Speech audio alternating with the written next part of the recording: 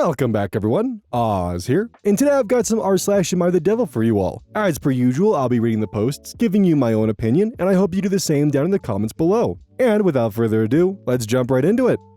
Cross-posted from r/relationship advice. How do I, 27 male, set boundaries with my former friends with benefits, 29 female, after dating her sister, 24 female? Firstly, shout out to my coworker. We have a slow day at work and I was venting to her about the situation and she suggested this is a great thing to post on Reddit, where I will get insightful advice. She showed me how to make a Throw RA account so I can post here. I wanted to add her username as a shout out, but she didn't. But she didn't want me to. So here's my shout out. So anyway, last year I met this girl, whom I will say is named Jen, after her and her husband moved in a couple doors down in the condo we live at, 29 female, but at the time 28 female. Jen is very attractive, but she's married, so we agreed to just be friends with benefits and keep this on the down low. I've only told my coworker, who is also someone I consider a close friend now, but unfortunately, we don't get a chance to hang out outside of work. Because I swear... Oh no. Because I swear she's the most busy person alive, haha. But I suppose I'll get there one day when I get married and have a baby myself. I've also told my best friend and he's been giving helpful advice, and I guess now Reddit. For those of you who don't understand why I'm cackling, the first one is she recommended he go to Reddit instead of venting to her because she was done with it. And when he asked if he should shout her out because it was such an insightful thing, she said no, and opted to scrub the serial numbers off of this one. And whenever he asks if the two of them can hang out, damn, I'm so busy. Sorry. So anyway, her husband invited me over because he was cooking and said there was plenty of food. They were hosting some friends and family over. One thing about me, I will never pass down free food. Jen was upset because she felt this is how you get caught up, but I knew if we acted normal, he wouldn't think anything of it. At the party/get-together, I met Jen's sister. Let's say she's Ash. She looks great. She's very pretty. While Jen has a slight edge on the body, Ash has a prettier face and a nice body as well. You can tell they both work out. Ash and I had instant chemistry, and I got her number and things started progressing. After realizing how good things were going with Ash, I realized I gotta cut things off with Jen. Jen was furious. She claims it's not for ending the friends with benefits, but because I'm dating her sister, and she said that's awkward. My thing is, you have a husband you're cheating on. You don't get to talk about awkward. Her cheating has never sat right with me, and her husband seems like a nice guy. I even told her that she should either stop cheating or divorce her husband. She said, "Why do that when I can have my cake and eat it?" Like, come on. Plus, I don't see the harm. Ash won't find out because it's not like Jen wants people to know she's cheating on her husband. I don't find it awkward. It's only awkward if Jen makes it awkward. Jen came over and asked to talk, but her talk was her demanding I end things with Ash before it gets serious. I told her no. Things are going well, and Ash has all the qualities I look for in a wife. So... I do want to take in consideration Jen finds it weird. First, what boundaries can I set with Jen while also getting her comfortable? She's worried the more I hang around Ash, the more likely it is I'll be around the family and her husband or other people finding out she's cheating. I don't have this worry. The only people who know that are involved in the situation are Jen and I. Ash doesn't know, but I'm willing to hear ideas that can make her comfortable that her husband won't find out. I can't help her thinking it's awkward though. She'll just need to get over it. I'm kinda just sitting here stun-locked at how oblivious OP is. Massive shout out, by the way, to OP's coworker. You knew exactly what you were doing sending him to Reddit. Because oh my god. Buddy is actually lecturing Jen about the fact that she cheated on her husband when, like, my brother in Christ. You were complicit in that. Both of you suck. And maybe you should look into establishing the boundary for yourself of don't sleep with married women. That's just a potential idea to prevent things from being awkward. Huh? Just a bit of a thought. Cross-posted from r/am I overreacting? Am I overreacting? My, male 34, Girlfriend, female 36, left me over the chicken jockey scene in Minecraft. Hey everyone, so I'm laying here heartbroken all because of the movie last night. I really wanted to surprise my girlfriend, so I took us out to the Minecraft movie. I bought 3 large popcorns for myself, and I got her 1. She was confused why we needed so much popcorn, and I told her it was a surprise. Then, when Jack Black said the words, "Chicken Jockey," I did throw all the bags everywhere, but not out of hatred, just to be a part of the Minecraft fandom. My girlfriend completely freaked out on me, even though others also celebrated Chicken Jockey scene. And I thought we were just having fun. I've tried saying sorry, but now our 5-year relationship seems to have ended all because of one bad move. Why would she do this to me? Obviously, it was a small prank, and they have lots of staff who can clean up popcorn. I was having an absolute blast, waiting in anticipation with all my popcorn until the scene showed up. I thought she was going to think it was so funny too. So what do I do? If we wander down to the comments, user The Beef Supreme comments, "You're too old for this kind of behavior. Before breaking up with you, she should have made you clean up your mess, like the child you are." Opie responds, "I'm not a child, and I assure you lots of people are having chicken jockey moments at Minecraft. They have trained staff who clean it up after.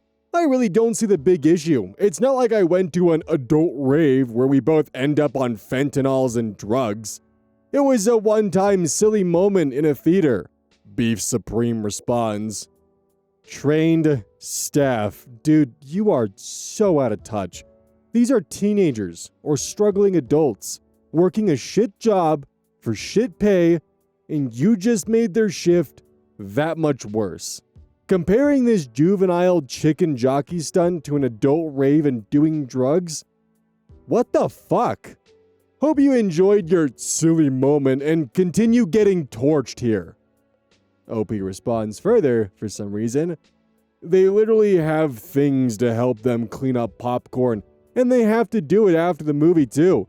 And, well, yeah, people are treating me like some criminal when it was a silly popcorn moment. I didn't know she was going to break up with me over something this silly." Beef Supreme responds further, "How many comments before you realize what the real issue is here? You keep minimizing your action, trying to justify it. You're 34 and should have known better." She's obviously turned off by the situation, and it's unlikely the only example of immaturity and lack of social awareness you've shown her in 5 years. Simply put, she probably doesn't want to be with a 34-year-old who takes part in teenage pranks and fads at a video game movie. OP responds, "I know, okay, I get it was dumb, but I didn't even butter those popcorns, and it was meant to be a joke. I'm sure it got cleaned up very quickly and efficiently by the wonderful staff at the theater. I get it's a video game movie, but I just wanted her to feel my excitement. I messed up. I get it. But now, what do I do?" Cringing emoji. The Beef Supreme further responds, 1. Give her time. While you're giving her time, take a wider scope look at your relationship and if there's any other situations she could view as immature. 2. Apologize and explain how you were caught in the excitement and now realize how embarrassing that could have been for her. And leave it at that. Do not explain your reasoning or whys. 3. Is this a relationship you want? She obviously didn't respond in the way you thought or would have liked. It's possible she's maturing to her next stage of adulthood. After divorce, in my early 30s, I learned that people never stop growing and maturing. You grow together or grow apart. I wish you the best of luck. We all make bonehead moves." Opie responds further, "Yes, it's 100% a relationship I want. Just, I had a moment of weakness. Thank you for the kind words. I'll try to give her space for a couple of days. I really had no idea her reaction was going to be this bad." See, my problem is just how indifferent and indignant OP is treating the theater staff. Just with the whole incident. Like, yeah, they're trained to clean it up, but at the same time, you're making their job harder for no reason. And additionally, you've added the fact that you can't comprehend that part of the problem here is not your girlfriend reacting to your actions, it's your girlfriend reacting to your indifference and uncaringness towards the theater staff.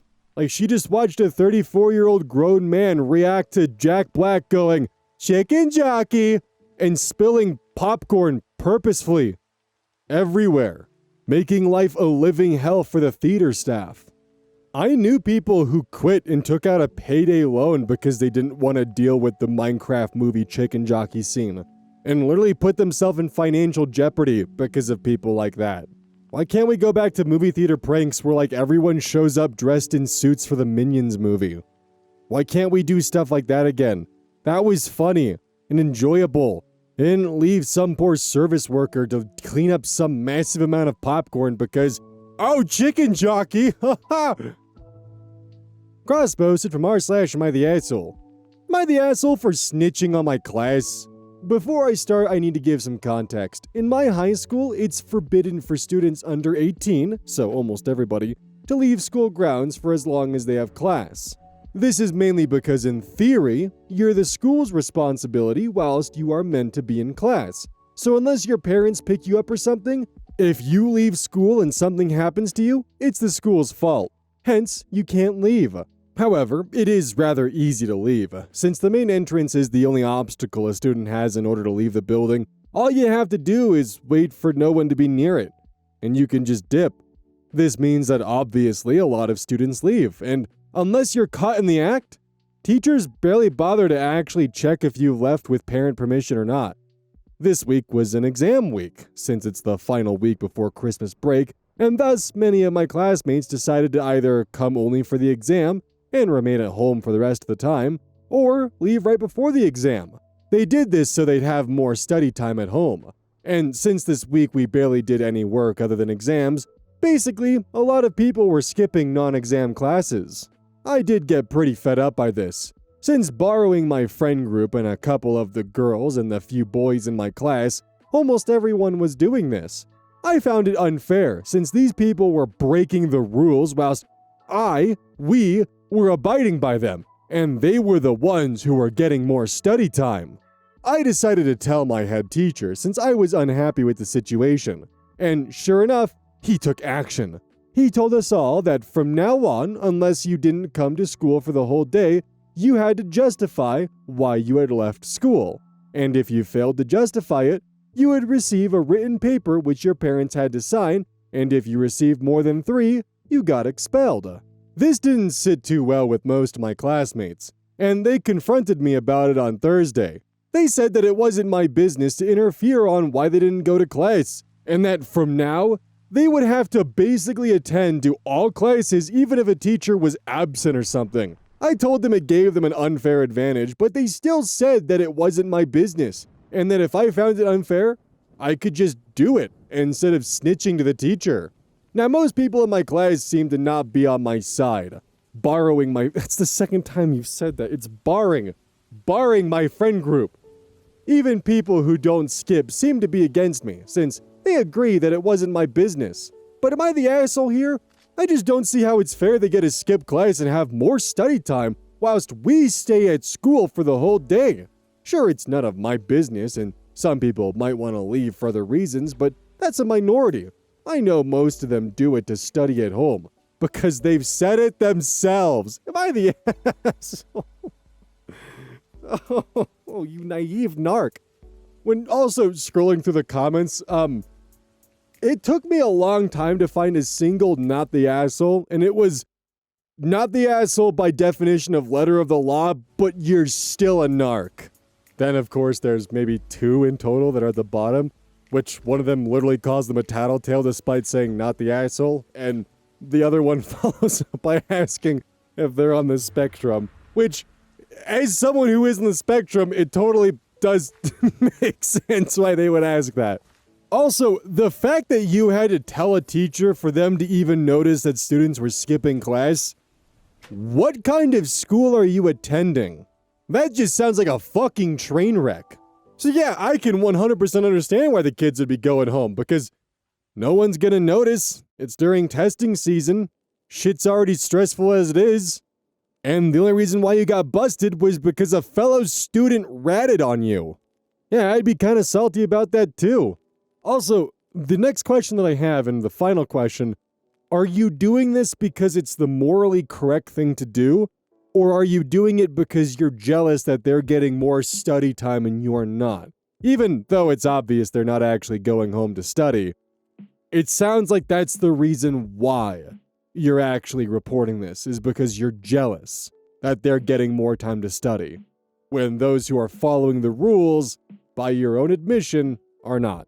So in my eyes, that 100% calls into question the purity of your actions here.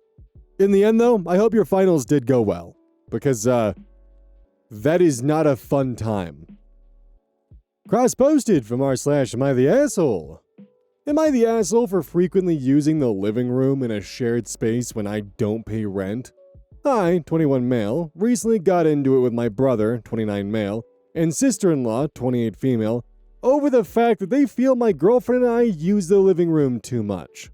For some context on my living situation, I am a full-time university student, but I do work part-time, about 8 to 10 hours a week. When I first transferred to my university from community college, my brother and sister-in-law offered to let me live with them, so I didn't have to worry about housing cost or food. They said they were happy to cover the cost of groceries and rent since they both have well-paying jobs and I would only need to pay for myself if I wanted to go out or order out. I've also taken over virtually all chores to try and make things more equitable. Everything seems to have been going well these past few months, but things are weird after my girlfriend came to stay with us.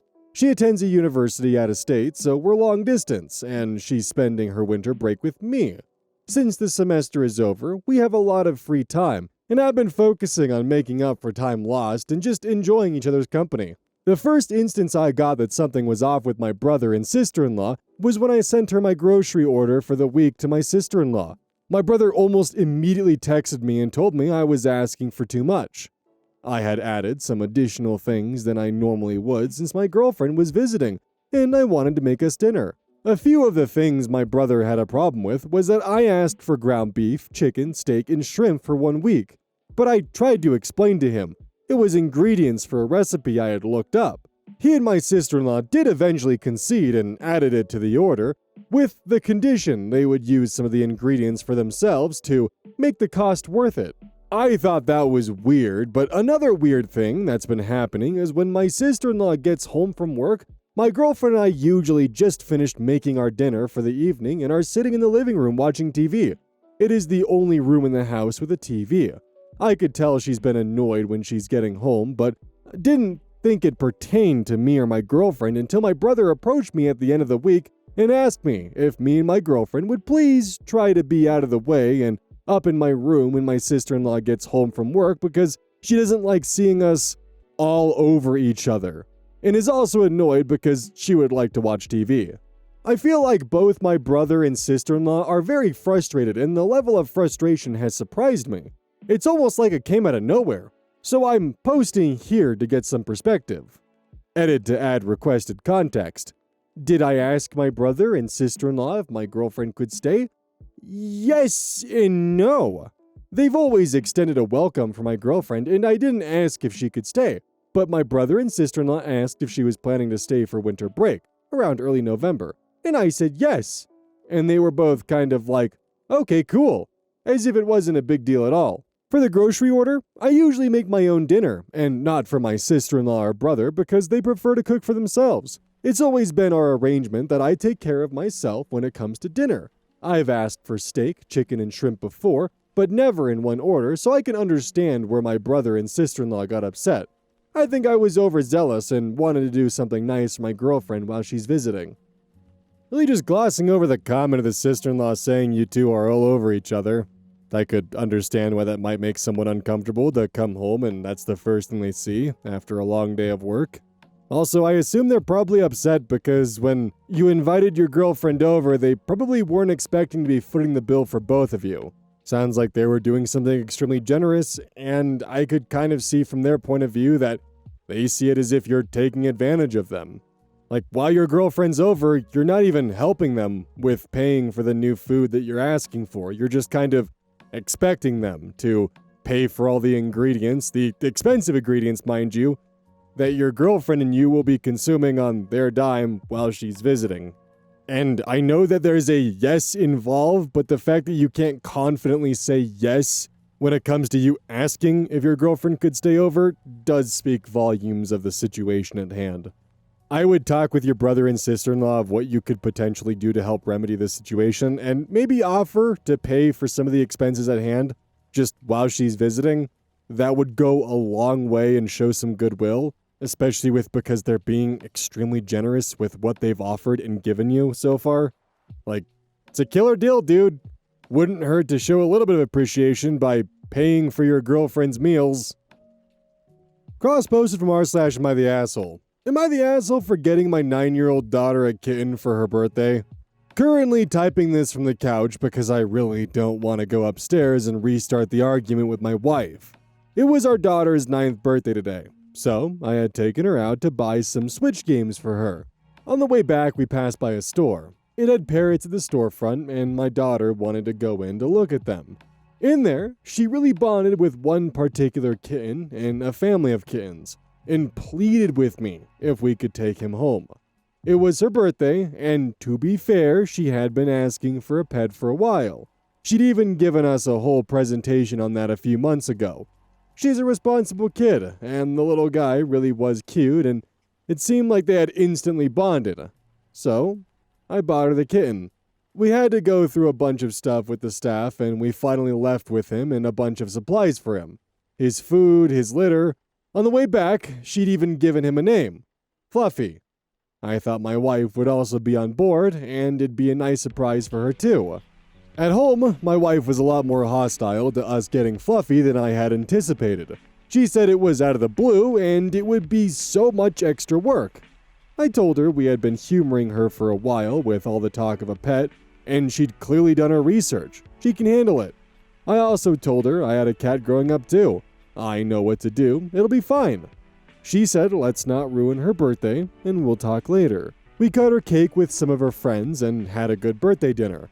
Our daughter is beside herself with happiness. My wife gave her a firm talking to about how she was to be gentle with Fluffy and be responsible about his needs. And our daughter agreed.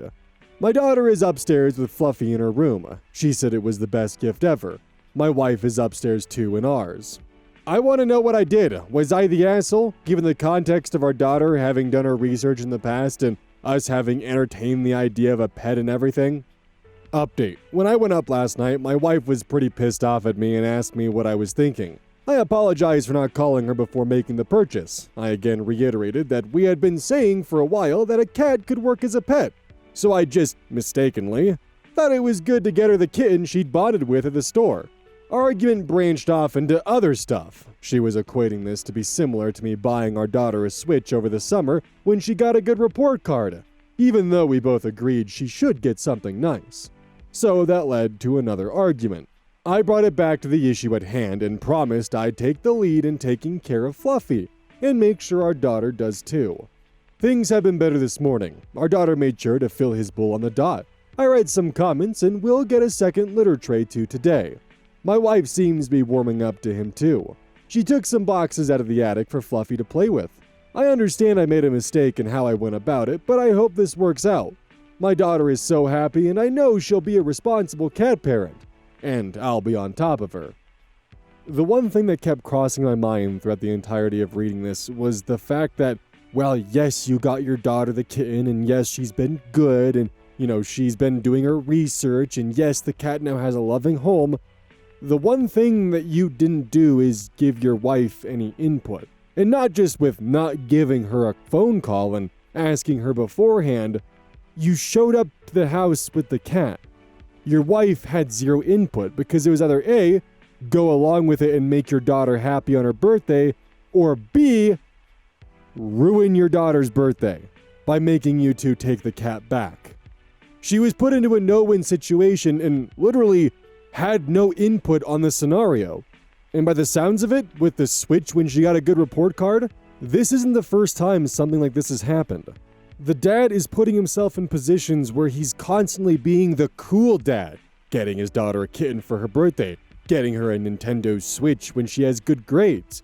And the mom is always put in the position of she doesn't get to be a part of those big decisions and get credit for those with her daughter, and on top of that, now she's put into the position of nodding along and being like, yes, that was very good of your dad to do. Or saying no, and now being the bad guy. You got super cool dad and mean old mom. You can't be doing that to your wife, man. Cross-posted from r/am I overreacting? Am I overreacting? Acquaintance sent mother-in-law a letter on her state rep stationery instead of card for her 100th birthday. I'm quasi-friends with a woman who recently became a state legislator.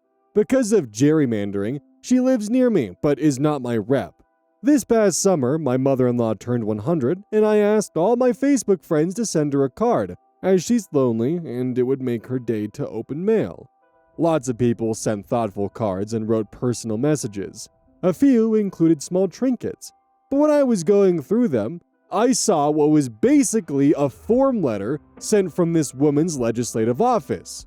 Because we asked mother-in-law's actual reps and our senator and governor to acknowledge her birthday, the content of all the letters is similar, which is fine as they don't know her. But I'm pretty miffed that this acquaintance did the same. It seems kind of rude. Like she couldn't be bothered to pick up a card and a stamp, so she just had an intern whip out a letter. It also seems kind of a misuse of her office. I know it's not like a huge ethical thing, but it's kind of inappropriate in my opinion. I'm having lunch with this woman next week, and I'm wondering if I should address it or just let it go. Sometimes I wonder if people just actively search out things to just cause drama in their lives because they're craving that kind of chaos. Sometimes it just genuinely does seem that there are people out there who just can't exist or live a day-to-day life without there being some kind of villain or some kind of person to be mad at or some kind of drama for them to currently be thriving on. It's just always mountains out of molehills, and here we are. Because just to get this straight here, your acquaintance, who has probably never met your mother-in-law, heard that it was her 100th birthday, and still took time out of her day to get something to her on your request. Also, like on a side note from just like a bragging standpoint, let's say you did have a friend who was holding office somewhere and you wrote to them, and they sent you back just a regular greeting card signed with their name. If you went and showed people, hey, see this right here? See this? This is my buddy, he's in office. Okay, well, what if they just share a name? We have no proof that's actually them. Hell, that literally just happened with Bill de Blasio recently, where a newspaper reached out to someone who shared the same namesake and ended up misquoting him. But now, receiving an official letter from the stationery office? There's no denying that right there. That's just proof in the pudding. That's way cooler than a fucking greeting card. Are you kidding me? Even if it is just some kind of standardized memorandum, it's still super cool. Cross-posted from r/vent. No one cares that she's obviously had work done, but I get torn apart for wearing shapewear/makeup? This just really pisses me off. There's this woman who I used to be friends with, who I now have quite a few issues with. I don't need to get into them here right now, but I'm just sick of people thinking she's so amazing. One thing that everyone always raves about is her looks. Some people are even stupid enough to call her a natural beauty and rant and rave about her uniqueness and how gorgeous she is and blah blah blah. Whenever I point out that she has very obviously had work done, I'm sorry, but her face and body are totally different than they were when we were friends in high school, everyone is essentially like, who cares? Or they have excuses for her, like, oh, well, a lot of that isn't really technically cosmetic because of X, Y, and Z. They just say it doesn't matter if she's had a few things done. It's more than a few, I assure you, because she looks great now. Whenever I point out that it's still incorrect to say she's natural, everyone always just says that's because she doesn't wear much makeup and has naturally great skin. I'll give them that, she won the skin lottery. Doesn't wear shapewear and doesn't hide her scars and always looks so fresh and so real. That makes her a natural beauty. Meanwhile, I wear shapewear and I put on makeup, and those same people who call her a natural beauty point out, you have a lot of makeup on, or tell me that I'm not fooling anyone, and that I'm embarrassing myself and that I'm trying and failing to look less fat by cinching my waist a little, and that I'm a liar because I'm slathering on coats of makeup or trying to fix my boobs with a push-up bra. I tried hip/butt padding for an event recently and got called out after a friend hugged me, and I still haven't heard the end of it. I tried wearing blue-colored contacts just for fun a while ago and got laughed at and told I looked stupid and fake and to go take them out immediately. Like, sorry I'm trying to work with what I've got, but I don't see how what I'm doing is more upsetting and less honest than her getting a BBL. No one believes me that this white girl's ass didn't grow 10 damn sizes since high school on its fucking own. A breast lift/possible augmentation, a nose job, an eye job, lipo out the wazoo, and whatever shit they do to snatch your lower face/neck area. Today someone cut me off and told me, no one gives a shit because she obviously went to really good surgeons and she looks good. Like, oh, okay. So it's only a moral failing if you go to cheap surgeons? Bet. So I went to go look at this person's post history to see kind of what else I could find. And, this person is deeply unwell. By their own admission and by their post history. They seem to have an obsession with this girl because once upon a time she left her hometown and then returned to find the guy that she had a crush on but never actually made any moves with was now dating her, and that's kind of where this whole vindictive nature started. And this has been going on for quite a while. From mandated therapy to volunteered therapy to apparently even restraining orders are involved. I strongly encourage OP to continue their volunteer therapy, even if it means continually trying to find the next therapist or even a psychiatrist or something. Just continue to seek help, if you have the means for it.